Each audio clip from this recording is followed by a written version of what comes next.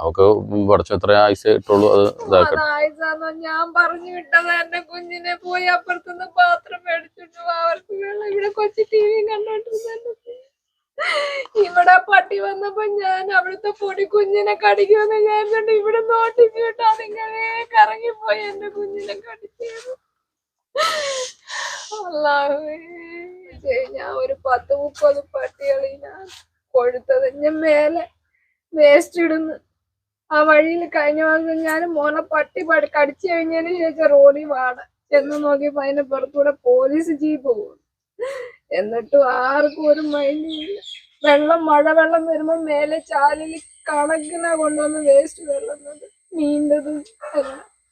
അത് തിന്ന് അവസാനം എന്റെ കുഞ്ഞിനെ കൊണ്ടുപോയി. എന്റെ കുഞ്ഞിനെ നിങ്ങൾ കാണണം, വെന്റിലേറ്ററിന്റെ അവസ്ഥ. ഓരോ വിഷയനും റെഡ് ലൈറ്റ് അടിക്കുമ്പോ എന്റെ പ്രാണം മേലെ കയറും. ചൂട് കുറയാതെ ഇങ്ങനെ കിടക്കുമായിരുന്നേ. അയ്യോ, തടഞ്ഞു. ഇനി ആ ശരീരത്തിന് പൈപ്പിടാൻ സ്ഥലമില്ലായിരുന്നു. എന്റെ പൊന്നുമോൾക്ക് ഇങ്ങനെ കിടക്കുമോ ഞാൻ വിളിച്ച് മെമ്പറിനോട് പറഞ്ഞപ്പോ പറയാം, പട്ടി കൊല്ലാൻ പഞ്ചായത്ത് നിയമമില്ല, എന്നെ കൊല്ലാൻ നിയമം ഉണ്ടായി പോയില്ല, എന്റെ കുഞ്ഞിനെ കൊന്നു കളഞ്ഞില്ലേ.